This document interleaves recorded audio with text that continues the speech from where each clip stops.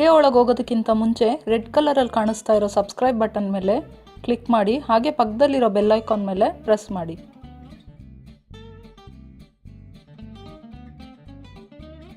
ಎಲ್ಲರಿಗೂ ನಮಸ್ಕಾರ. ಕರ್ನಾಟಕ ರುಚಿ ಚಾನಲ್ಗೆ ಎಲ್ಲರಿಗೂ ಸ್ವಾಗತ.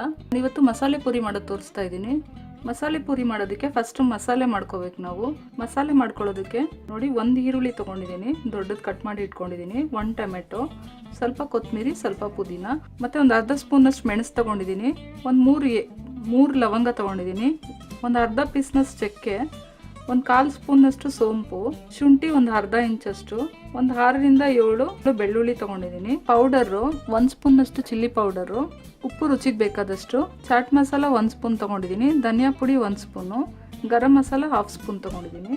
ನಾನು ಕುಕ್ಕರ್ನಲ್ಲಿ ಒಂದು ಸ್ವಲ್ಪ ನೆನೆಸಿರೋ ಬಟಾಣಿ ಮತ್ತು ಒಂದು ಆಲೂಗಡ್ಡೆನ ಬೇಯಿಸಿ ಇಟ್ಕೊಂಡಿದ್ದೀನಿ. ಇವಾಗ ನಾನು ಈ ಆಲೂಗಡ್ಡೆನ ಸ್ಮ್ಯಾಶ್ ಮಾಡ್ಕೊಂಡ್ಬಿಡ್ತೀನಿ ಇದ್ರ ಜೊತೆ. ನೋಡಿ, ನಾನೊಂದು ಪ್ಯಾನ್ ಇಟ್ಕೊಂಡಿದ್ದೀನಿ. ಪ್ಯಾನ್ಗೆ ಒಂದು 2 ಸ್ಪೂನಷ್ಟು ಎಣ್ಣೆ ಹಾಕ್ಕೊಂಡಿದ್ದೀನಿ. ಇದಕ್ಕೆ ನಾನು ಈರುಳ್ಳಿ ಹಾಕ್ಕೊಂಡು ಸ್ವಲ್ಪ ಫ್ರೈ ಮಾಡ್ಕೊಳ್ತೀನಿ. ನೋಡಿ, ಇವಾಗ ಈರುಳ್ಳಿ ಫ್ರೈ ಆಗಿದೆ. ಇವಾಗ ನಾನು ಬೆಳ್ಳುಳ್ಳಿ ಹಾಕ್ಕೊಂಡಿದ್ದೀನಿ ಮತ್ತು ಶುಂಠಿ ಹಾಕ್ಕೊಂಡಿದ್ದೀನಿ, ಮೆಣಸು, ಸೋಂಪು, ಚಕ್ಕೆ, ಲವಂಗ ಹಾಕ್ಕೊಂಡಿದ್ದೀನಿ. ಇದಕ್ಕೆ ಮಸಾಲೆ ಎಲ್ಲ ಜಾಸ್ತಿ ಹಾಕಬಾರ್ದು, ಸ್ವಲ್ಪ ಹಾಕಬೇಕು. ಯಾಕೆಂದರೆ ನಾವು ಮಸಾಲೆ ಪೂರಿಗೆ ಮಸಾಲೆನೇ ಜಾಸ್ತಿ ಹಾಕ್ಕೊಂಡು ತಿನ್ನೋದ್ರಿಂದ ನೀವು ಜಾಸ್ತಿ ಮಸಾಲೆ ಹಾಕ್ಬಿಟ್ರೆ ಚೆನ್ನಾಗಿರೋಲ್ಲ, ತುಂಬ ಘಾಟ್ ಆಗಿಬಿಡುತ್ತೆ. ನೋಡಿ, ಇದೆಲ್ಲ ಫ್ರೈ ಆಯಿತು. ಇವಾಗ ನಾನು ಟೊಮೆಟೊ ಹಾಕ್ಕೊಳ್ತಿದ್ದೀನಿ. ನೋಡಿ, ಇವಾಗ ಇದೆಲ್ಲ ಫ್ರೈ ಆಗಿದೆ ಚೆನ್ನಾಗಿ. ನಾನು ಇವಾಗ ಸ್ಟವ್ ಆಫ್ ಮಾಡ್ಕೊಳ್ತೀನಿ. ಇದೆಲ್ಲ ತಣ್ಣಗಾದ್ಮೇಲೆ ನಾವು ಇದಕ್ಕೆ ಕೊತ್ತಂಬರಿನೂ ಪುದೀನ ಸೇರಿಸ್ಕೊಂಡು ರುಬ್ಕೋಬೇಕಿದು. ನೋಡಿ, ನಾನು ಸ್ಟವ್ ಮೇಲೆ ಬೇಯಿಸಿಟ್ಕೊಂಡಿರೋ ಬಟಾಣಿ ಮತ್ತು ಆಲೂಗಡ್ಡೆ ಸ್ಮ್ಯಾಶ್ ಮಾಡ್ಕೊಂಡಲ್ಲ, ಅದನ್ನು ಹಾಕ್ಕೊಂಡಿದ್ದೀನಿ.